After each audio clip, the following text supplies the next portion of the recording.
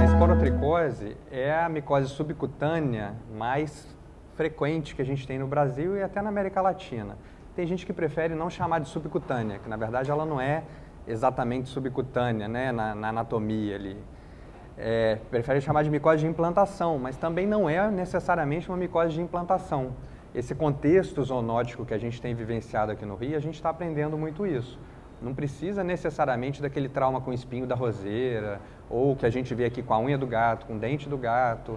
Tem gente pegando esporotricose sem um trauma sabido.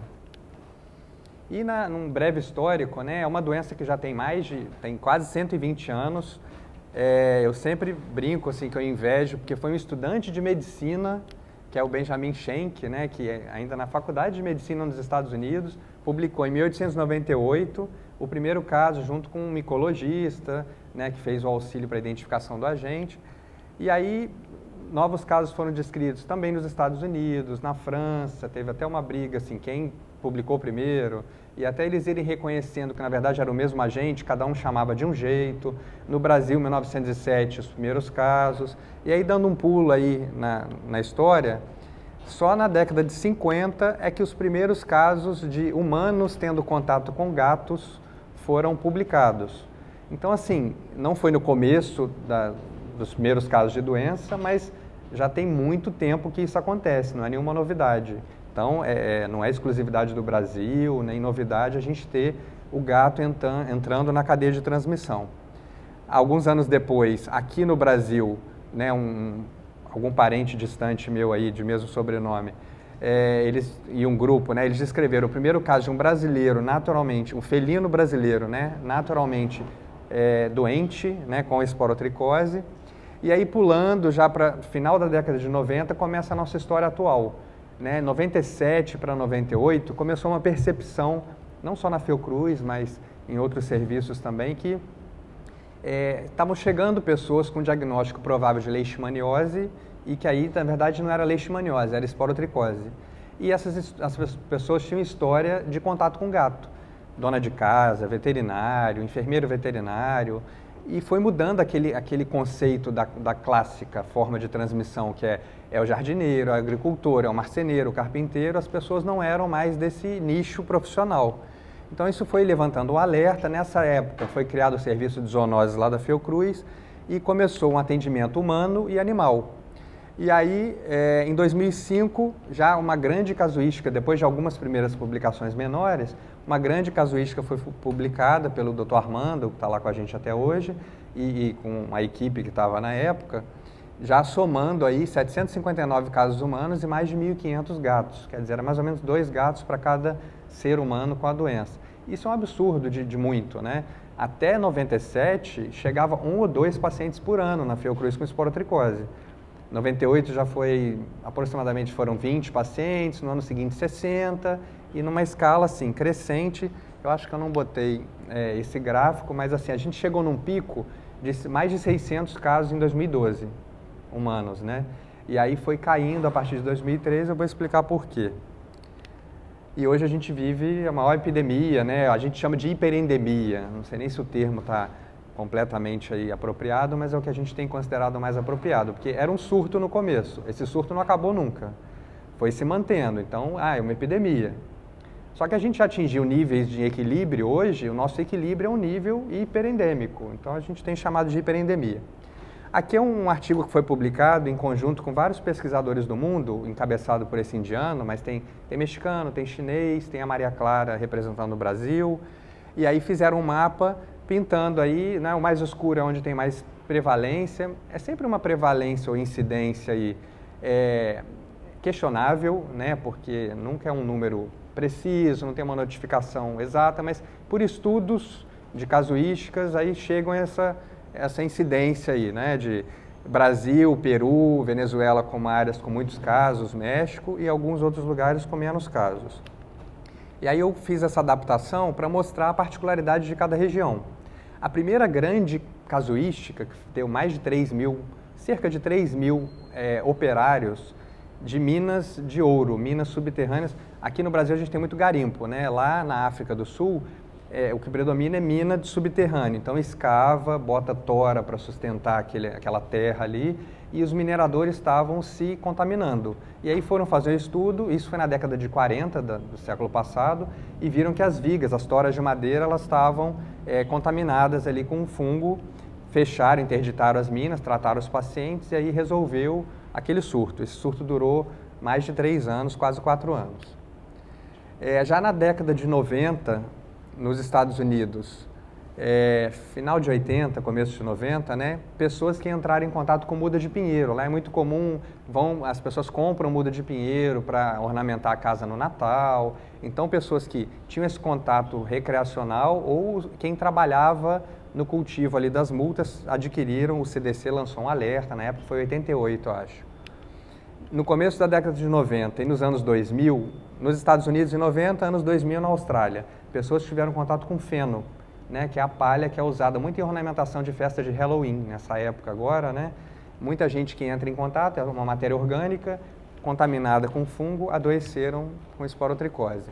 E mais recentemente, estava até conversando aqui fora, porque a China é grandiosa em tudo, né? Provavelmente a China já deve estar passando a gente em número de casos. Só que é uma peculiaridade outra, né?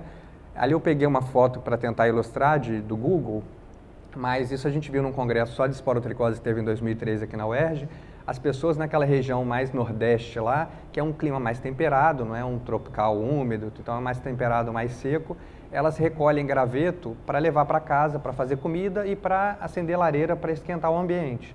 Ao recolher esses gravetos, elas se contaminam e é uma espécie aparentemente menos virulenta que dá casos mais brandos, mas eles já estavam com mais de 2.000 casos. Isso em 2013, lá tem 1 bilhão e 400 mil pessoas, já deve estar passando a gente. E aqui na tríplice fronteira Brasil, Uruguai e Argentina, tem casos nos 3 países de pessoas que têm contato com o tatu. Então o tatu aí tem algum tipo de envolvimento aí com Mycobacterium lepre, com paracoco, com coccidioidomicose e com esporotricose também. Já tem estudos que mostram até assim, em carcaça do animal, às vezes animal clinicamente saudável, mas fazendo a necrópsia, né, encontram granuloma, encontram o agente ali disseminado pelo animal. Então, pessoas que lidam ou por trabalho ou por lazer com a caça ao tatu se contaminam. Por arranhão pelo tatu, o tatu é muito arisco, ou se arranhando, enfiando a mão ali na toca, que é terra, né, pode se arranhar e fazer esse trauma por inoculação. Então, é um modelo animal que a gente tem de transmissão zoonótica não urbano, né, mais silvestre ou periurbano. E a particularidade que a gente tem no Brasil, mais com foco no estado do Rio, mas que isso já está se disseminando aos poucos, é a transmissão zoonótica urbana mesmo, periurbana, que é o gato entrando na cadeia de transmissão.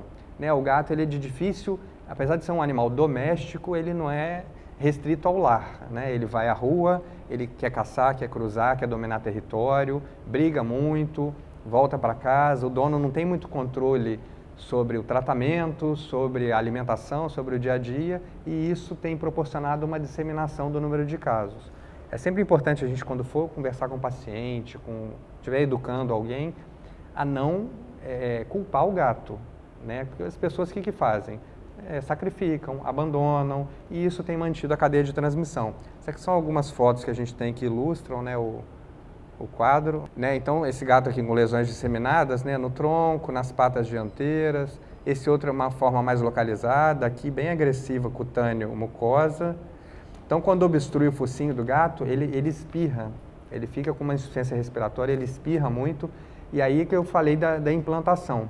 Às vezes o gato só espirrando, como ele tem uma carga fúngica muito grande, isso dissemina no ambiente. Se ele espirra e cai aqui um pus ou um sangue com fungo, eu encosto aqui, encosto no meu olho para coçar, posso pegar a esporotricose sem um trauma, sem uma inoculação traumática. E aqui conversando durante o meu mestrado, né, a gente vendo retrospectivamente o que os médicos conversaram com os pacientes e anotaram no prontuário. Então a gente levantou, foram 804 pacientes, mas 690 a gente tinha esse dado no prontuário. Como que eles entraram em contato com o gato? Então metade sofreram arranhão, 16% foram mordidos, mas 30% quase não tiveram nenhum tipo de trauma ou não se lembram. Muitas vezes tem brincando, quem tem gato e vai brincar, o gato arranha brincando, morde brincando. e isso parece ser necessário, já suficiente para transmitir. Às vezes é por espirro, às vezes é só por contato com o exudato das feridas mesmo, né? Sem um trauma. E o que essa pessoa fez com o gato que estava doente? O que a gente considera adequado é o que está em verde, menos de 30% fizeram, que é tratar. O gato tem tratamento, o gato vai tomar itraconazol, é difícil dar o remédio, o gato é arisco. Enquanto você está tratando, você aumenta o risco de ser contaminado, mas tratar também vai reduzir a possibilidade futura de você se contaminar e vai salvar a vida do animal. E enquanto está tratando, o ideal é deixar em algum cômodo ou gaiolinha em isolamento. Vai colocar um gato preso num cômodo, é super complicado. Ou, se o animal não tem jeito, evoluir para o óbito, cremar a carcaça do animal, que é o jeito que a gente acredita que aquilo ali, você incinerando todo o fungo, você não mantém a cadeia de transmissão. Só que as pessoas fazem isso, 70%. Abandonam, o gato sumiu, a pessoa não sabe o que aconteceu, eles dão o gato sem avisar que o gato está doente, então acaba transmitindo para outras pessoas e para outros animais, jogam fora. Não, doutor, eu larguei ele bem longe da minha casa, não fica preocupado não, mas bem longe da minha casa é perto da casa de alguém. Fora que abandono de animal é crime, né? Tem todo esse contexto. E aí a gente entra numa parte socioeconômica, política, cultural, moral, complicada, que são pessoas que às vezes não têm dinheiro nem para ir para a consulta, e aí como é que vai bancar o tratamento do animal? Ao mesmo tempo a gente não entende por que uma pessoa dessas tem 20 gatos em casa, se não tem às vezes nem como se alimentar, como que vai manter? Ah, mas é porque eu tenho gato, porque senão vai dar rato lá em casa. Então a gente entra num contexto aí complicado que a gente sabe bem, né? Aqui foi um trabalho de mestrado de uma enfermeira, que ela fez mais ou menos junto com o meu mestrado, que ela fez um aspecto de um olhar mais na comunidade desses pacientes. Então ela pegou os casos, foram 1.848 casos, ao longo de 11 anos, né, 97 a 2007, que a gente tinha dentro do Instituto de Infectologia. Não foram casos com cultura comprovada, mas casos pelo menos que tinham diagnóstico clínico epidemiológico ou por cultura. E aí fez o georreferenciamento, que é o mapeamento, cada ponto preto desse é o endereço de um paciente. Então a gente forma aqui as zonas de concentração, que a gente chamou aqui de cinturão da esporotricose, né? Que é, aqui é o município do Rio, aqui é o Fundão, Ilha do Governador, Caxias, Belfor Roxo, São João de Meriti, Nilópolis, Mesquita, Nova Iguaçu. Então foi Zona Norte, Zona Oeste e Baixada. Com dois grandes focos aqui, Caxias, essa zona quente, enegrecida aqui, que é muito caso aglomerado. E a transição com Nilópolis ali, que acho que é Anchieta, mais ou menos, Ricardo de Albuquerque, por aqui. Então isso ficou conhecido como cinturão. E quando ela foi às casas, né, ela escolheu uma área em Anchieta e uma área em Caxias. Aqui são 3 gatos dentro de casa, os 3 doentes, convivendo ali, e aí segue. Né? Esse gato sai de casa, volta uma semana depois. Então a gente tem esse contexto, né? O nosso ciclo aqui, o nicho epidemiológico da doença está aqui. Tem áreas com matéria orgânica em decomposição, pode ser um lixão, pode ser uma praça, um terreno baldio. Gatos e ratos convivem, ninguém fez um estudo capturando ratos, mas provavelmente esses ratos devem estar infectados, devem estar contaminados, né? Talvez doentes, infectados sim. E aí um transmite para o outro, transmite para cães, os cães são muito menor número, a gente não tem nenhuma comprovação de que o cão transmita. O cão se comporta muito parecido com o ser humano, é menos lesão, menos fungo por lesão, então o potencial de transmissão parece ser bem menor, nada comprovado. Mas transmite para o cão e transmite para o ser humano. E aí as novidades, né, que a gente tem. Então se a gente for olhar livro-texto de 10 anos atrás e tudo, a esporotricose é causada pelo Sporotrix schenck. Estudos moleculares, um grupo da Espanha foi pioneiro, né, avançou e propôs primeiro, e os outros estudiosos foram concordando e viram que, na verdade, analisando cepas dos Estados Unidos, daqui do Rio, de outros lugares do mundo, viram que são cepas molecularmente distintas. Tão distintas a ponto de justificar chamar de uma nova espécie. Não são tipos dentro de uma mesma espécie. E aí propuseram nomes, né? Homenagearam o Brasil com Sporotrix brasiliensis, foi justamente o fungo proveniente aqui dessa nossa região de transmissão zoonótica. Tem o Sporotrix schenck, que continua existindo, que é o propriamente dito, né, que é o stricto sensu que a gente fala. Então tem o lato sensu, que é o complexo Sporotrix schenck. Dentro tem várias espécies, são dezenas de espécies de Sporotrix. Só que até hoje, de interesse clínico, ou seja, de comprovação, que foi isolado numa pessoa ou num animal doente, aquela espécie, a gente tem só esses aqui, mesmo que assim, brasilienses, Schenck e globosa são os principais em quantidade, em importância epidemiológica por enquanto. Os outros são casos esporádicos, não tem nada muito assim documentado ainda, mas espécies diferentes. Aquele que eu falei da China, predomina globosa. Na Índia também predomina globosa, Japão parece ser isso também. O Schenck é no mundo inteiro, o brasiliense por enquanto só no Brasil. Na Malásia tem alguns casos de gato e pessoas se contaminando numa forma parecida com a nossa, mas eles têm documentado como sendo Schenck, propriamente dito, não brasilienses. Então, brasilienses parece que está só aqui. Já tem algum indício de que talvez a Argentina já tenha algum, mas ainda não foi publicado. Para o diagnóstico, né, a gente tem que mostrar o fungo. O exame direto quase sempre é negativo, com exceção de paciente imunossuprimido e o gato. Então, o gato é como se fosse uma pessoa imunossuprimida. Para o fungo, a gente não sabe por quê. Alguma coisa no sistema imune do gato que deixa ele... Todos os gatos, basicamente, são imunossuprimidos frente ao fungo. Aí me perguntam, e tem alguns estudos apontando isso. Ah, mas não tem relação com FIV e FeLV, né, que é o HIV e HTLV do gato? Já fizeram estudos e parece que não tem. Tá? A diferença de pegar uma população positiva para FIV e FeLV e negativa, ambos têm esporotricose mais ou menos no mesmo nível. Então, alguma coisa que a gente não sabe. Mas o exame direto no ser humano costuma dar negativo. E aí o diagnóstico sai pela cultura. Então, a gente vai ver, fazendo a cultura em meio saburro ou micosel, a 25 graus ou 30 graus, temperatura ambiente, vai crescer uma colônia que vai ficando algodonosa e vai pigmentando, principalmente na periferia, que é a melanina que o fungo produz. Ele não é um fungo negro, como felifomicose, cromoblastomicose, mas ele pigmenta bastante. E isso ajuda até como fator de virulência. E aí a gente vai ver hifas septadas com conídeos, né, e às vezes esses conídeos mais escurecidos. Quando a gente cresce o fungo nesse meio, repica, escolhe alguma amostra, alguma colônia ali, repica em BHI, né, e bota 35 a 37 graus, então vai ter a conversão. E aí a gente documenta o dimorfismo, que é fundamental para o diagnóstico.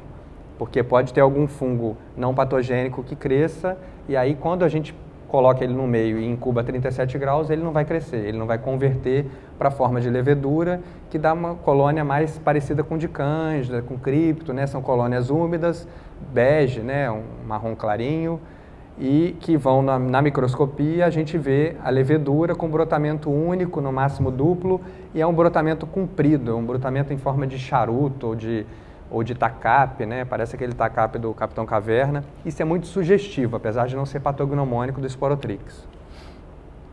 Então, é o diagnóstico por cultura e tem alguns métodos auxiliares. Sorologia, que é feita na UERJ e na Fiocruz. Nenhuma delas patenteou o material, né, para sorologia, então a gente não tem isso distribuído comercialmente. A UERJ recentemente parou de fazer, por questões lá estruturais.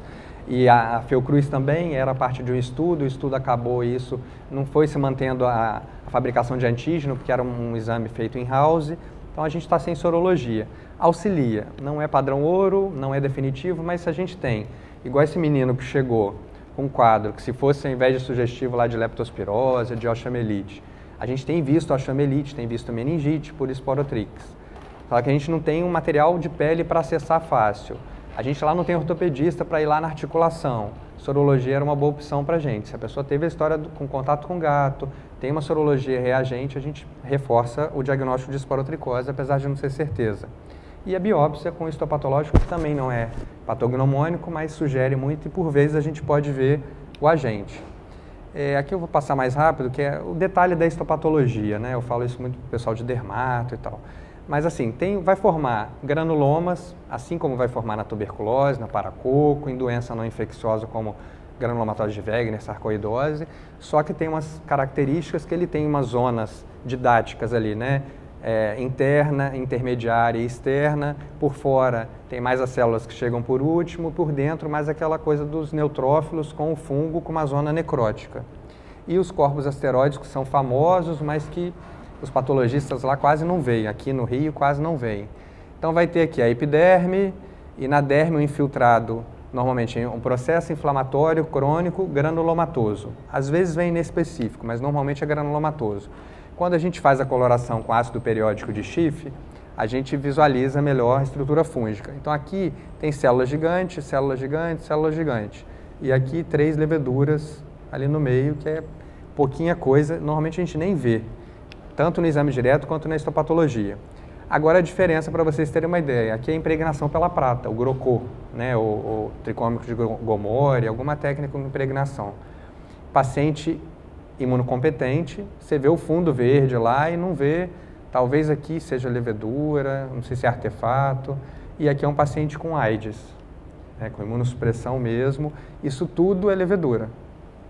Então, o gato é isso aqui. O gato, no exame direto, vê levedura beça, nesta patologia vê levedura beça. E aqui é um zoom, né, de uma área dessas aqui, mostrando aquela levedura com brotamento comprido, né, elíptico. E esse aqui eu tirei de livro, porque a gente nem tem exemplo lá na Fiocruz de fotografia. É o corpúsculo asteroide, seria levedura com complexo antígeno-anticorpo em volta da levedura, fazendo tipo um sol, né, um asteroide. Só que isso não é patognomônico da esporotricose, isso pode acontecer em outras doenças e não é visto, apesar do livro dar muito valor a isso, quase não é visto. E aí a gente tem então, para entrar na parte clínica, as nuances que a gente tem observado. Então as características do agente e do hospedeiro vão levar ao espectro clínico que a gente tem observado. Da virulência, a gente destaca a melanina, então a capacidade do fungo de melanizar, isso confere proteção na hora que o sistema imune da gente tenta controlar o fungo. O fato de que ele é termorresistente, é termodimórfico, então ele sustenta bem, o brasiliensis, ele sustenta bem 37, 38 graus. Passou disso, ele morre. O globosa, que é o lá da China, com 35 ele já está morrendo. Então parece que por isso os pacientes lá têm muita forma só cutânea, dificilmente tem disseminação. Isso tem estudos in vitro mostrando que o brasiliensis chega em qualquer órgão, quando inoculado em cobaia, enquanto que o globosa não chega, só fica na pele, e o Schenck às vezes chega num órgão ou em outro. Então parece que o brasiliensis, que é nosso problema aqui, além dele ter essa afinidade pelo gato, né, se adaptou bem, ele é muito virulento. E na fisiopatogenia a gente tem, a pessoa fala que foi arranhada pelo gato, teve algum trauma, normalmente de 3 dias a 3 meses é essa janela para ele começar a apresentar o quadro clínico, que começa como uma pústula. Então ele fala, começou com uma espinha, um pelo encravado, uma picada de mosquito. Ó, foi mosquito, doutor, foi mosquito que me picou e deu isso. A gente até hoje, ninguém também fez um estudo para saber se os mosquitos têm o fungo ou não, mas aparentemente a paciente acha que é mosquito porque é uma pápula eritematosa que parece uma picada de mosquito, mas já era o fungo começando a crescer. E aí, a regra é ocorrer essa disseminação linfática, dando o aspecto clássico esporotricoide. Em segundo lugar, é não fazer essa disseminação, fica só no cancro de inoculação, essa pápula ela aumenta, vira um nódulo que ulcera e fica aquilo ali.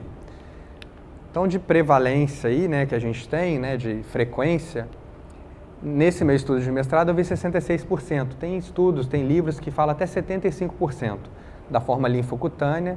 Então, essa aqui, quando me perguntam também, a Fiocruz não está mais atendendo, tá? A gente continua atendendo muito esporotricose. Só que a gente virou realmente um lugar de referência dos casos mais complexos.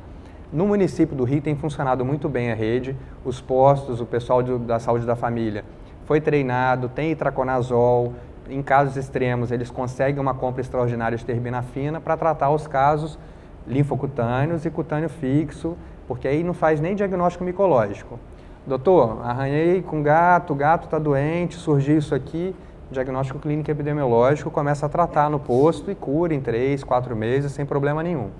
Então aqui, inoculou aqui no dedo e a mão é o mais comum, né? Onde se você vai mexer com o gato te arranha. Ou no pé, pisou no rabo do gato, o gato assusta, te arranha, são as extremidades.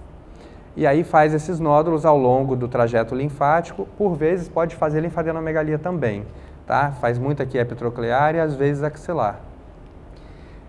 Casos semelhantes, inoculação, disseminação, inoculação, disseminação. Alguns nódulos ulceram espontaneamente, outros ulceram depois que começa o tratamento, o paciente volta achando que está pior, e aí tem que tranquilizar o paciente porque é evolução, né?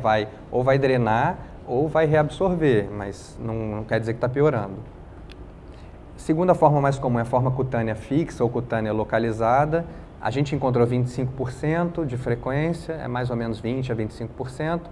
E aí tem muita dificuldade diagnóstica com diagnósticos diferenciais. Chega isso aqui, acha que é um impetigo, é uma piodermite, e o paciente chega lá revoltado, mas ninguém descobriu, só aqui na Fiocruz que vocês descobriram. Óbvio, chega para mim, eu já estou pensando em esporotricose. Se veio até a Fiocruz, já está enviesado.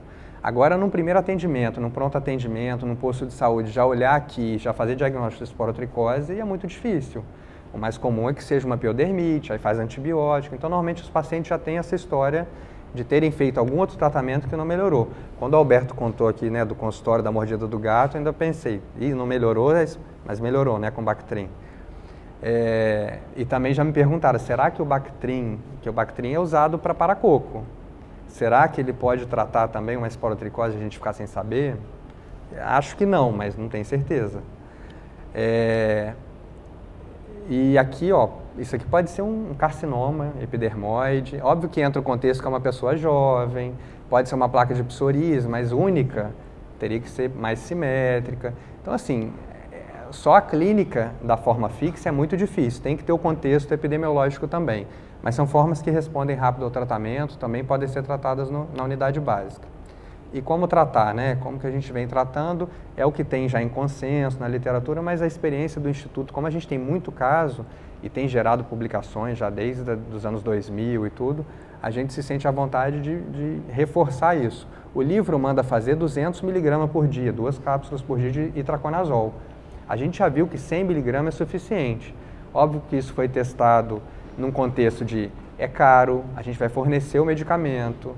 Então, se a gente conseguir dar menos medicamento e o paciente melhorar, e viram que 100 ou 200 não tem diferença, cura no mesmo tempo, em média 3 a 4 meses. E com uma melhor tolerância, menos risco de hepatite medicamentosa, de farmacodermia, de interação, né, com outros fármacos. Então, a gente recomenda a dose de 100 por dia. Uma cápsula a gente pede para fazer depois da refeição, não tomar com café nem com leite, isso tem na bula. Aparentemente, né, as substâncias ácidas, a acidificação do meio ali no momento da digestão pelo ácido clorídrico facilita a absorção do itraconazol e aí tem uma melhor resposta. É caro, né, então nos postos a gente dá, na Fiocruz a gente dá, mas tem muito lugar que não tem como dar. Parece que já caiu, parece que antes era ainda mais caro, a gente tem o genérico, a gente usa o da Prate, licitação, Prate Dona Duzi, é o genérico, a gente tem um bom resultado. Já questionaram isso, mas normalmente vem paciente de fora, estava manipulando, a gente tenta não fazer isso, porque não dá para confiar tanto. Apesar de que a gente também não tem certeza se o laboratório, né, tem a qualidade ou não, mas são laboratórios certificados, tem ali em metro. Então, a gente confia e tem dado resultado. Não precisa fazer o Sporanox ou um outro medicamento, a gente consegue com o itraconazol comum. E a terbinafina é a principal opção. Tão cara quanto, eu estava fazendo uma busca, de vez em quando eu olho nas principais drogarias que tem na internet, até para orientar o paciente quando a gente não tem o remédio lá. Terbinafina a gente ficou sem agora. Terbinafina é caro, só que eu vi na Droga Raia aqui, que uma caixa com 28 para um mês, que vai dar, está saindo a R$70. É uma coisa que, assim, óbvio que para o paciente às vezes é muito caro, mas é menos do que a gente achava. Antes era 120 por mês, por aí. Então já barateou um pouco. Um comprimido por dia, não tem essa relação com a alimentação, também já foram feitos estudos na Fiocruz, é randomizado, não duplo cego, porque um é um comprimido branco, o outro é uma cápsula azul e rosa, mas assim, eram alocados os pacientes no estudo com forma cutânea localizada ou linfocutânea e viram que era o mesmo índice de cura, mesma capacidade de tolerância e a vantagem é que a terbinafina tem muito menos interação medicamentosa. O itraconazol tem demais e a terbinafina tem muito pouco. Os dois são potencialmente hepatotóxicos, com mecanismo de depuração diferente, mas a terbinafina tem menos interação. E aí a gente tem cada vez mais pacientes idosos que usam vários tipos de medicamento, então nesses casos a gente tenta a terbinafina. Outra opção, iodeto de potássio, a solução saturada. O pessoal da veterinária já tem feito estudo, porque a veterinária é mais grave ainda, porque os gatos não respondem tão bem ao itraconazol quanto o ser humano. Então eles têm feito iodeto de potássio em cápsula. é o pozinho na cápsula. A pessoa abre a cápsula, joga o pó na ração do gato, o gato come aquilo sem rejeitar e depois se alimenta normal. Uma resposta muito boa. A gente quase não faz na Fiocruz porque a gente tem o itraconazol e a terbinafina, mas na UERJ, por exemplo, eles não têm. Então eles fizeram um estudo com iodeto e chegaram até numa proposta de uma dose menor. Tem que fazer a solução saturada mesmo, é mais do que concentrada, né? É essa proporção, 100 gramas de iodeto de potássio do pó para 70 ml de água destilada. Na farmácia do Fundão costuma fazer, fica 30 e poucos reais, dá para um mês o frasco. E aí vai tateando a dose, começa com 5 gotas 2 vezes ao dia, até chegar no máximo tolerável pelo paciente, ou 25 gotas 2 vezes ao dia. É muito mais prático do que chegar a 50 3 vezes ao dia, que é a dose clássica. Com isso, eles melhoraram a adesão do paciente, a tolerância e a cura no mesmo tempo do itraconazol. Tá nesse artigo aqui, que é da Priscila, que hoje é pesquisadora lá com a gente. Ela fez durante o mestrado dela na UERJ. E aí, a gente vem agora com as formas de exceção, que na verdade são a nossa maioria hoje lá na Fiocruz. Até quando a gente vai tratar, né? Então aqui primeiro o critério de cura. A gente usa critérios que são subjetivos. Então até não ter mais crosta, não ter infiltração, é óbvio que assim, vai ter uma infiltração se a cicatriz é hipertrófica, mas não é aquela infiltração inflamatória do início. Não é o eritema agudo, é aquele eritema mais róseo, mais arroxeado, de sequela mesmo do processo cicatricial. E quando já está reepitelizado, a gente usa muito esses 4 critérios que são subjetivos. Então é paciente no começo com muita crosta, foi menos crosta e aqui está cheio de marca, mas não tem eritema, não tem crosta, não tem infiltração e está reepitelizado. E aí a gente para. O livro ainda manda fazer por mais um mês e depois suspender. Como a gente é bem criterioso na hora de suspender, a gente viu isso aqui, parou o tratamento. Vê o paciente com mais um mês e meio, se continua tudo bem, dá alta definitiva. Não colhe outro material, não faz biópsia da cicatriz, não tem essa praticidade de fazer tudo isso. E até talvez não tenha indicação mesmo. Tratamentos adjuvantes que a gente pode lançar a mão. Então alguém estava me falando aqui de uma grávida e tudo. Essa paciente aqui estava grávida com início de gestação. Eu descobri, ela estava já com itraconazol quase um mês e a gente descobriu a gravidez. Eu suspendi e aí ela tinha linfocutânea quase cicatrizando, mas aqui ó, faz um cisto, um abscesso mesmo, né? E aí, punção. Fiz a punção, é dessa lesão, quase 5 ml de pus. Então assim, é drenar a lesão, calor local, criocirurgia, que é a aplicação de nitrogênio líquido em jato. Esse é um paciente com AIDS, que está até hoje com a gente. Estava revendo as imagens de controle dele, ele ainda tem lesão óssea. Está super bem da pele, mas quando cicatrizou tudo, sobraram algumas lesões. A gente fez uma criocirurgia adjuvante, né? Faz ciclos ali de jato de segundos, 10 segundos na lesão, dói bastante, queima bastante, mas você destrói o fungo pelo frio e também causa uma destruição tecidual com estimulação imune local e aí vem de dentro para fora a reepitelização, o processo cicatricial. Pode ser com ou sem o tratamento farmacológico junto. Algumas lesões a gente cureta, né, pega uma cureta e faz essa raspagem. Então assim, é desbridar, é puncionar, é drenar quando a gente precisa economizar no farmacológico, na gestante, no idoso que toma uma série de medicamentos, às vezes na criança que não está tolerando. Essa menina usava medicamentos para um quadro de convulsões, então tinha interação medicamentosa. Particularidades, crianças, eu falei que é muito braço e perna, criança tem muito no rosto. Talvez porque a criança é menor, ela beija, ela abraça o gato arranha, a pele do rosto é muito fina, então é muita lesão na face. Evolui muito bem, felizmente. Então aqui, nariz com linfocutânea aqui, indo para o lado do olho. Nariz, uma forma feia, se é uma menina bonita de 12 anos, vai ficar com uma cicatriz bem feia no nariz, provavelmente. Com o tempo, a cicatriz melhora bastante, tá? Às vezes eu vejo o paciente por outro motivo, 5 anos depois, e às vezes a gente mal vê a cicatriz, felizmente. Aqui, linfocutânea vindo aqui do olho. Essa aqui beijava o gato, uma menina de 16 anos, então ela teve no lábio. Aqui chegou muito feia essa menina de 11 anos. Eu achei que ela ia ficar com um problemão no olho, mas aqui depois de 4 meses de tratamento, fica com cicatriz feia, mas assim, felizmente não perde a visão. Dificilmente tem algum comprometimento de visão, mesmo quando tem lesão intraocular. Para tratar a criança, itraconazol também é a escolha, 5 mg por quilo, Nos livros mais antigos fala em 10 miligramas por quilo, a gente usa essa dose menor. Então a criança, a partir de 20 quilos, que tem ali quando tem 5 anos, já começa a tomar uma cápsula. O problema é ela conseguir ingerir a cápsula. Se a cápsula, a recomendação é pós-refeição, a solução oral, que a gente não tem no Brasil, mas que eu vi em bula de outros países que tem, a solução oral eles recomendam em jejum. Acho que não tem a proteção da cápsula, então tem que ser em jejum pela manhã, e aí espera uma meia hora para se alimentar. Então a gente manda formular numa farmácia contratada pela Fiocruz também, por licitação e tudo, manda as cápsulas para a farmácia manipula e volta uma semana depois, a mãe vai buscar o frasco. A gente não está autorizado a tratar a criança, a gente não é hospital pediátrico, mas a gente já tratou um bocado porque não tinha onde tratar, não tinha onde fornecer. Agora no município está bem, o fluxo está bem feito, tem ido para o Jesus, Fernandes Figueira acho que nem tanto, o ERJ, muitos casos também, para tratar a criança. Alguns casos ainda chegam para a gente, mas a gente evita porque a gente não pode tratar a criança lá. Iodeto de potássio, pela essa recomendação do artigo do pessoal da UERJ, até 20 quilos da criança, 10 gotas 2 vezes ao dia é a dose alvo. Criança entre 20 e 40 quilos, 15 gotas, acima de 40 quilos é o mesmo esquema do adulto.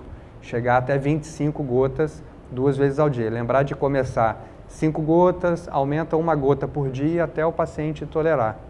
Não tomar o iodeto puro, nem só com água, tentar tomar com iogurte, com suco, para mascarar a sensação de queimação, a intolerância gastrointestinal mesmo que o iodeto provoca. Raros casos foram observados, muito raros, de iodismo, né, de problemas de tireoide, tudo, não tem. Foi bem tolerado, esse estudo da UERJ mostrou isso.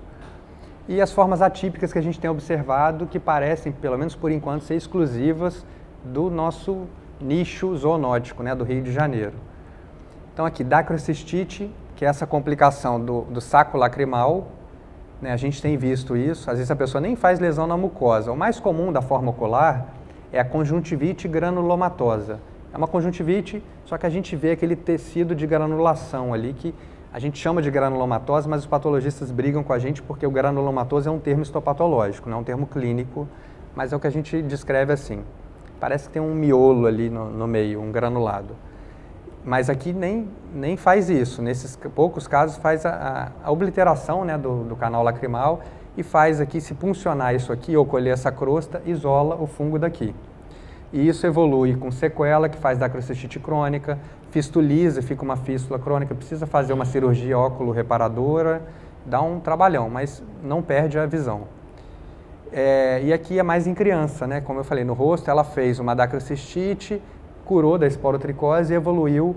Quando a mãe apertava aqui na bolsa lacrimal dela, minava pus, né? Como se fosse um aumento de remela ali do olho pelo canal lacrimal.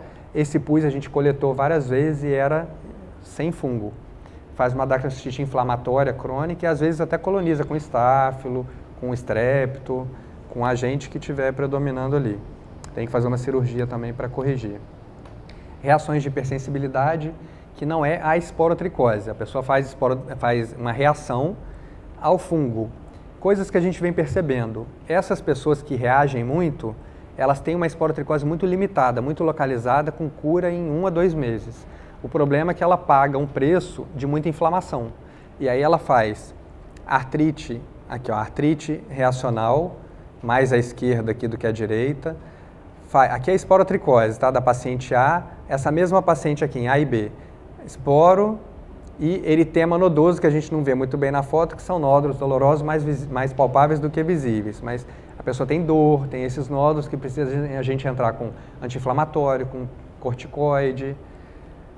Outra paciente, esporotricose só aqui no pé, eritema multiforme ou eritema polimorfo, também mesmo tipo de tratamento. Predomina em mulheres, tá? Todos os dois. Esporotricose discreta no punho, artrite reacional, esporotricose na coxa, síndrome de Sweet, que é uma dermatose febril aguda. Né? Então, é muito parecido com eritema multiforme, às vezes só biopsiando que a gente faz a diferença, né? A distinção, mas como o tratamento acaba indo para o corticoide também, óbvio, corticoide mais o tratamento antifúngico, né? A gente normalmente não biopsia hoje em dia, a gente fez isso para entender o que estava acontecendo com esses pacientes. Mas tem sido tão frequente que aqui chega a fazer essas placas com microvesículas ou pseudopústulas, né, em cima. A pessoa chega com febre, com queda de estado geral, se colher o hemograma, tem uma leucocitose com neutrofilia, no histopatológico também. É uma dermatose neutrofílica, né, tem um infiltrado neutrofílico ali, mas não é o fungo, é uma reação. E aí como é que a gente trata, né? Trata a esporotricose normalmente, associa anti-inflamatório ou prednisona, que a gente tem precisado fazer. Eritema nodoso, anti-inflamatório segura bem. Agora, multiforme e síndrome de Sweet, tem que entrar com corticoide e é um desmame lento aí que demora às vezes quase 2 meses.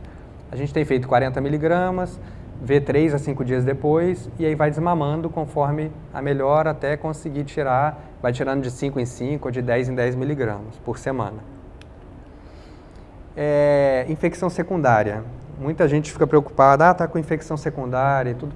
O que a gente tem notado que sugere infecção secundária, a esporotricose ela é muito feia, mas ela não dói tanto, ela não dá febre, ela não tem um odor muito característico. Quando tem esses aspectos, a pessoa chega com febre, com muita dor, com um odor fétido, muito exudato, pensar em infecção secundária e aí a gente faz, além do itraconazol, da terbinafina, o que for, um antibiótico adjuvante. Aí não sei se vocês vão concordar, mas o que a gente tem feito quando tem essa história da mordida, do arranhão do gato, amoxicilina clavulanato, até pela microbiota da mucosa oral do gato. Alguns outros casos entra com sulfametoxazol trimetoprim ou com cefalexina por um curto período, ali vai ser 7 dias, 14 dias. Esse paciente tinha muita dor, chorava a beça, mal abria os dedos, então aqui é antes, depois, já curado da esporo e da infecção secundária.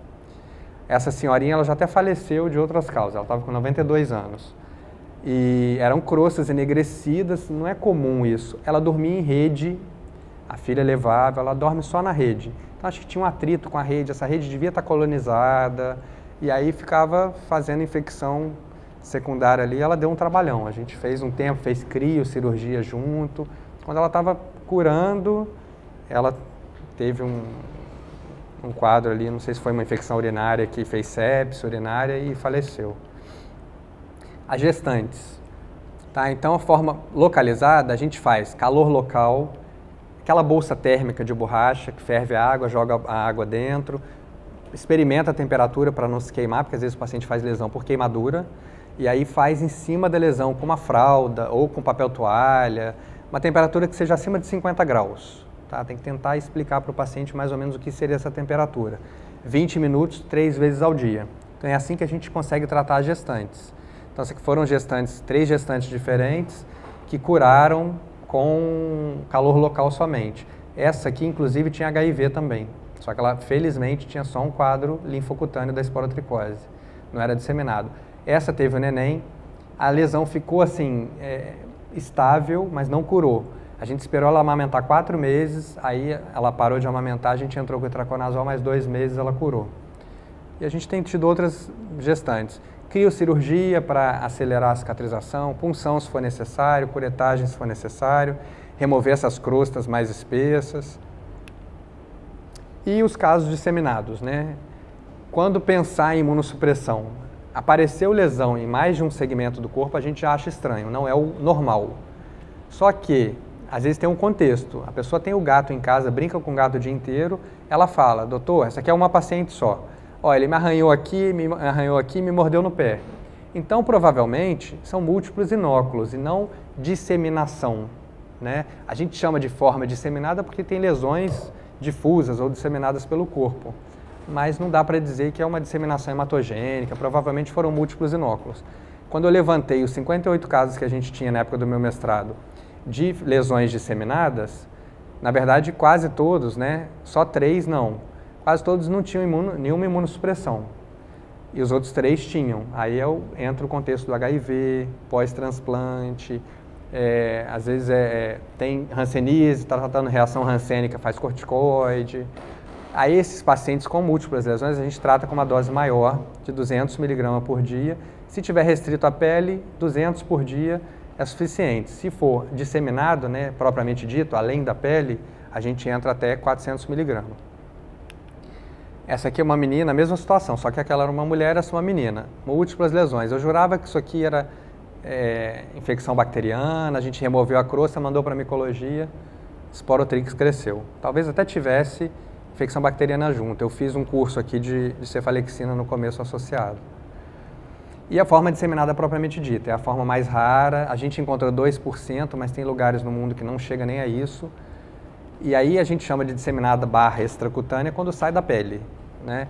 Então esse paciente restrito à cadeira de roda por anquilose, limitação da articulação do joelho, ele fez osteomielite bilateral dos joelhos, parece até uma osteoartrose, né? Mas destruiu o joelho e ficou restrito à cadeira de roda, demorou a fazer o diagnóstico.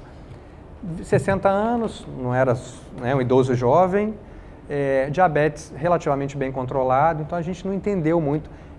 A gente publicou esse artigo com esse caso, explorou muito, eu levei para os Estados Unidos os fungos que a gente foi isolando dele, estudei virulência, in vitro, in vivo, usando umas larvas que tem de galéria. A gente encontrou uma virulência maior das cepas conforme ia passando o tempo. Mas não nada assim in vitro que explicasse o porquê, se era mais melanina, se era mais resistência ao estresse oxidativo. O fato é que esse fungo se disseminou nele e parou no osso. Aqui, ó, destruição dos ossos do carpo, o outro normal, outro punho normal, aqui tudo destruído. Ele ficou bem, a gente teve que fazer itraconazol por um tempo, associou terbinafina, voltou itraconazol sozinho, ficou bem, está curado, está em casa, mas com sequela, está em cadeira de rodas. Já está com 70 anos. Outro paciente que provavelmente foi uma disseminação por contiguidade, lesão na pele, só aqui, e teve uma lesão de clavícula. Aqui a tomografia, um corte coronal e linear aqui, né? E aí a gente vê a proximidade aqui da clavícula com lesão lítica e com uma hiperinsuflação da clavícula. E aqui o outro corte mostrando a diferença da clavícula contra a lateral. 400 mg de itraconazol, se tiver com estado geral muito ruim, interna, anfotericina B, e pesquisar a imunossupressão nesses pacientes que fogem à regra. A gente pede anti-HIV, que tem sido a principal imunossupressão que a gente encontra, e rastrear se tiver sintomas e tudo, alguma suspeita de neoplasia, mas não é a realidade, até pelo viés que a gente tem de ser um instituto de infectologia e tem muito HIV. A gente já conversou com o pessoal do Hemorrio, alguém hoje comentou aqui que tem visto em paciente transplantado, acho que foi a Carla, né? Eu conversei com o pessoal do Hemorrio uma época e tudo, eles não estavam vendo muito nos pacientes hematológicos e tudo. Parece que o fungo tem essa imunossupressão que ele gosta do HIV, tem a ver com linfócito, talvez não tanto com a parte de linfócito B, mas linfócito T. Então a gente tem pesquisado a imunossupressão nesses pacientes com forma disseminada, considera a gravidade e a história de cada um. Se tiver bem claro que a pessoa está rígida, deu anti-HIV negativo, ela sofreu múltiplos inóculos, às vezes a gente fica mais despreocupado. Mas tem casos que a gente interna, faz anfotericina B, desoxicolato, aí tem o lance do Ministério liberar só desoxicolato para os pacientes com AIDS. Se a gente consegue lipossomar o complexo lipídico melhor, que é mais tolerável, mais fácil da gente acumular uma dose maior, então a gente faz 3 a 5 mg quilo dia, ou meio miligrama a 1, faz 50 mg, tá, da desoxicolato por dia, e faz 200 a 300 do complexo lipídico ou da lipossomal. E depois da melhora satisfatória, ou de acumular 2 gramas aqui com a desoxicolato, a gente dá alta e acompanha ambulatorialmente fazendo itraconazol 400 por dia, 200 depois do almoço, 200 depois do jantar, até curar, e aí a gente vai ver. Se é o paciente com HIV, AIDS, a gente tem feito a mesma coisa que vocês fazem com as doenças oportunistas. A esporotricose virou uma doença oportunista para esses pacientes, apesar de ser uma micose subcutânea, adquiriu um padrão de micose sistêmica, oportunista, né? E aí a gente tem esperado 2 medidas de CD4 acima de 200 para a gente tirar o itraconazol. Senão a gente mantém, curou, baixa de 400 para 200 de itraconazol e mantém esses 200 como uma profilaxia secundária, até ele estabilizar o CD4. E aqui esse contexto do HIV, né, que acho que interessa bastante a vocês. Então a gente publicou essa casuística aqui há 5 anos atrás com 21 casos acumulados, hoje a gente já tem mais de 60 lá na Fiocruz. E aí esse paciente aqui com incontáveis lesões, alguém contou, ele tinha 135 lesões, que contou aqui. Ele fez uma destruição do septo nasal, queda da pirâmide nasal, como se fosse uma sífilis terciária, uma hanseníase, uma leishmania, né, um nariz em tapir.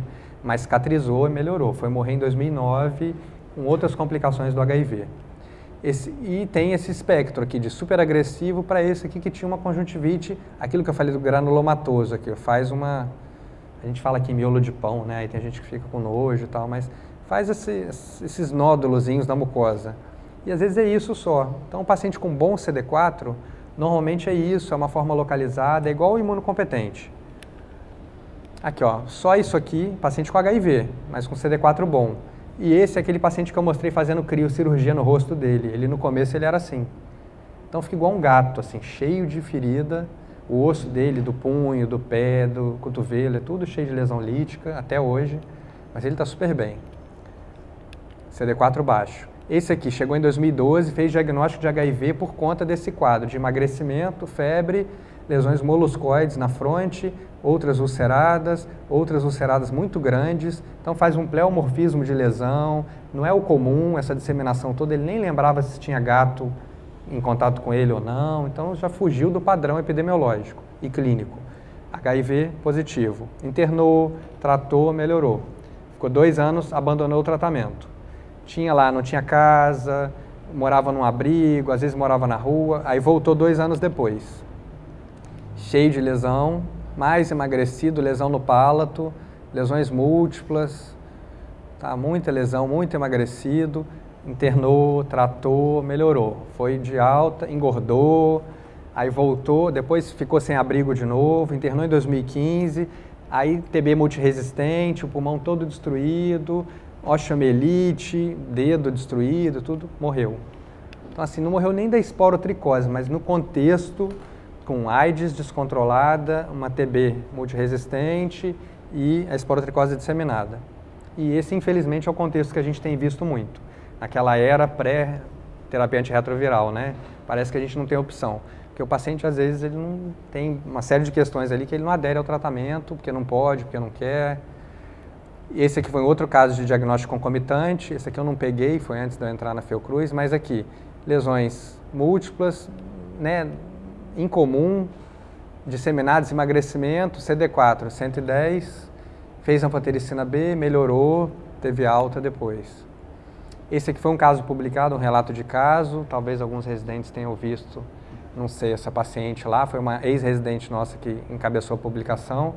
Paciente aqui, ó, emagrecida, beça, veio de Campos, internou lá, ficou 1 ano e meio internada, tinha aquelas altas para ficar uma semana em casa, voltava, fez lesão disseminada, isso aqui é a mão dela toda destruída. Aqui é o osso, ó. Lesão lítica, o punho destruído. Lesão lítica aqui, ó, no metacarpo, ó, isso aqui metacarpo com a falange tudo destruída, tudo ensacabocado. E aqui, ó, tíbia e fíbula, tudo cheio de lesão. Então, alguns fazem lesão lítica bem circunscrita e outros fazem essas lesões mais permeativas, que é o paciente mais grave, que aponta mesmo provavelmente uma disseminação hematogênica e não por contiguidade. E aí ela melhorou, ó, em junho de 2012 para julho de 2013, em 1 ano, melhorou, estava cicatrizando, ganhando peso, toda enfaixada. A mão que era assim, 1 ano e 3 meses depois, estava horrorosa, mas estava bem melhor que antes. Fez um quadro neurológico, fez hidrocefalia, foi para um outro hospital, não lembro se foi o Getúlio, colocou uma derivação ventrículo-peritoneal, começou a melhorar, voltou para a gente, estava melhorando, piorou, afundou o neurológico. Aí foram ver, tomografaram de novo, estava lá no lugar, o dreno, e tinha um abscesso infrahepático, provavelmente ali, no ponto que drenava, né, que tinha derivação, criou-se um abscesso e aí obstruiu, ocluiu a drenagem. E aí ela fez hidrocefalia de novo e aí em dias, pós abordagem disso aqui, ela faleceu, assim, bem rápido, mas já melhorando da pele. Não sei se aquele abscesso ali era esporotrix ou se era bacteriano associado. Então, né, esses pacientes que eu falei do HIV, se for um HIV com bom CD4, se comportando como imunocompetente, tratamento normal. Se tem lesão disseminada, um quadro de AIDS, interna, anfotericina, melhorou, ITRA 400, curou, mantém 200 até o CD4 ficar acima de 200 em 2 medidas seguidas, e aí a gente tira essa dose de manutenção que a gente faz, né, de profilaxia secundária. Resumão de tratamento, né, Iodeto é a opção, 20 a 25 gotas 2 vezes ao dia. A escolha é o itraconazol, pode chegar até 400 por dia, nos casos mais graves. Terbinafina, até 1 grama, até 4 comprimidos por dia, mas isso é caro à beça. A gente chega a 500, 1 grama eu nunca vi chegar. Anfotericina, aí tem a dose acumulada, que a gente vai ver, é variável, se for desoxycolado, se for complexo lipídico. Posaconazol tem se mostrado uma opção. Aquela paciente que eu mostrei que acabou morrendo, ela melhorou depois que entrou com posaconazol. Anfo não melhorava, itra não melhorava, entrou com posa. Só que posaconazol é cerca de 100 mil reais para fazer 1 ano.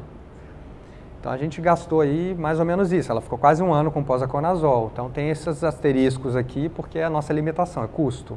Mas é solução oral, faz 10 ml 2 vezes ao dia, o frasco dá para 5 dias.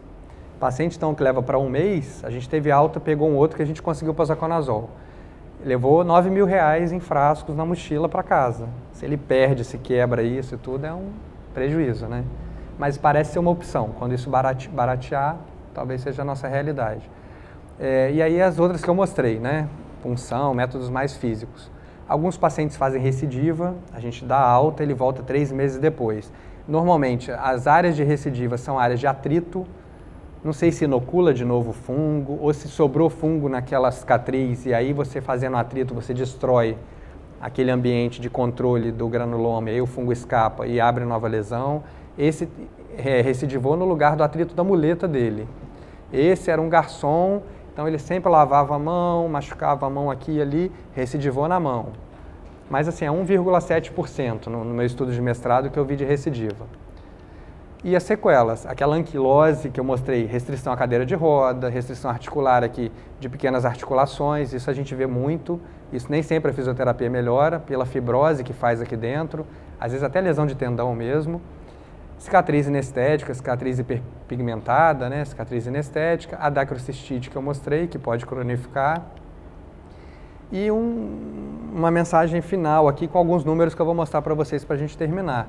Mas assim, a fato é que a esporotricose hoje para a gente é um problema de saúde pública, né? É a pobreza, é o lixão, é a pessoa que tem o gato porque tem o rato, se não tiver um vai ter o outro. E aí, pessoas que são acumuladoras, que têm 20 gatos, 100 gatos, porque tem pena, mas não tem condição de cuidar, e aí vai proliferando. Felizmente a gente conseguiu um avanço em 2013, que agora é de notificação compulsória no estado do Rio.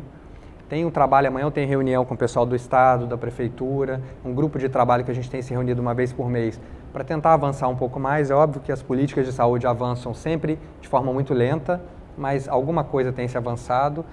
Saiu do município do Rio, é super complicado, cada prefeitura tem um fluxo, uma regra. O paciente vem da Baixada, a gente fala, não, você tem que tratar no postinho perto de casa. Ah, não tem médico, não tem postinho, ou tem tiroteio. É todo esse contexto que a gente está acostumado, né? Mas desde 2013 a notificação compulsória. E com isso a gente descentralizou da Fiocruz, os postos estão atendendo a maioria. E aí a gente sugere, orienta aos pacientes, usar luva, roupa de proteção quando for mexer com terra. A terra é potencialmente contaminada nessas áreas que tem o gato circulando e defecando e andando por ali. Quando for cuidar do gato, usar luva, se cuidar para não ser traumatizado pelo gato, deixar o gato em um ambiente isolado, castrar os animais, porque o gato castrado, teoricamente, fica mais em casa, não vai tanto à rua e não pega o fungo e não entra em contato com outros animais. Se o animal morrer, cremar. A gente só tem um crematório que fica no Hospital Municipal Veterinário ali em São Cristóvão, um crematório público para animais. Existem alguns outros, mas pelo que o pessoal da Prefeitura falou, não devem ser legalizados em termos de vigilância sanitária. Não sei como é que é, mas existem uns crematórios particulares, eu acho. Descontaminar as instalações, então aquele ambiente que o gato ficou, a gente recomenda tira o gato, né? Passa cloro ou água sanitária para tentar descontaminar aquela superfície e conscientizar a população, né? Eu botava aqui posse responsável, mas hoje o termo politicamente correto é tutoria. A pessoa é o tutor do animal, não é um objeto, não é a posse, né? Tutoria responsável, que é muito difícil, a população se conscientizar de eu tenho um animal, eu tenho que levar no veterinário, eu tenho que comprar comida, eu tenho que vacinar, eu tenho que cuidar, é complicado. E aqui é um mapinha que tem mostrando que saiu do Rio. A gente já tem relatos de casos, publicações científicas ou notícia em jornal de casos associados a gato em outras regiões do Brasil. Então isso está aumentando. A gente está tentando convencer o Ministério da Saúde de colocar como notificação compulsória nacional tanto a esporotricose humana quanto animal, mas está difícil. Eles pedem números. Cadê? Isso não é um problema relevante. A dengue tem muito mais casos, tem zika, tem chikungunya, tem... Então é difícil. A gente realmente não tem um número muito grande frente a esses outros problemas. Mas pode começar a ter, né? Rio Grande do Sul, Curitiba, região metropolitana de Curitiba, São Paulo, capital e região de Mogi das Cruzes, Uberaba, Uberlândia, aqui em Minas, Juiz de Fora, Vitória, Espírito Santo, Distrito Federal, região metropolitana de Recife, tudo com casos associados a gato já. E aqui são números que o pessoal da Secretaria me cedeu. Então, até agosto desse ano, aqui é o Centro de Controle de Zoonoses, o CCZ, que fica em Santa Cruz. Eles não atendiam, por conta da esporotricose, eles estão atendendo gato, para dar conta do recado. E outro polo é ali em São Cristóvão, no pé do Morro da Mangueira, do lado dos bombeiros, que é o Instituto de Veterinária Jorge Weitz, um instituto municipal que fez 100 anos esse ano. Então aqui é mês a mês o que eles têm atendido de gatos. Então, ao longo desse ano até agosto, eles atenderam mais de 8.000 gatos. Na verdade, foram 8.000 atendimentos. Cada gato já consultou 3 vezes, né? Então foram 2.500 gatos atendidos nesse número de vezes. Não gatos, desculpa, animais. E aí, quando vê esses 8.000 atendimentos animais, foram 99% gatos e 1% cão. Então, a gente vê que cão é muito menos, mas existe. E aqui é a parte humana, que a gente tem de notificado. Aí, várias aspas, né? É uma subnotificação muito grande, é um saco notificar. A gente na Fiocruz clica num botão, o pessoal do setor de vigilância epidemiológica vai revisar o prontuário, preenche aquela ficha toda do Sinan e notifica. Então, assim, dermatologista não para notificar. Vocês talvez estejam mais acostumados porque o HIV, tem muita doença, né, de notificação. Mas dermatologista, parar no consultório para notificar, ou no hospital com vários pacientes para atender, tudo é complicado. Médico de saúde da família no postinho, também não sei. Então é muito subnotificado ainda, mas existe. Desde 2010 chegavam os números da Fiocruz para eles, 2011, 12, aí 13 começou a ser todo mundo notificando. Então foi aumentando. Então aqui, ó, 786 casos no ano passado, esse ano até agosto estava em 400 e pouco, deve chegar a 800. Então já são quase 4.000 casos notificados humanos desde 2010, que é quando eles têm essa documentação. Só lá na Fiocruz a gente já tem, até hoje, cerca de 5.000. Então, na verdade, tem mais do que isso aqui. É porque não chegava até eles, esses números da Fiocruz, eles não têm contabilizado. Mas a gente tem, e o nosso caso mesmo nem sempre chega até eles. Então, tem essa falha de comunicação.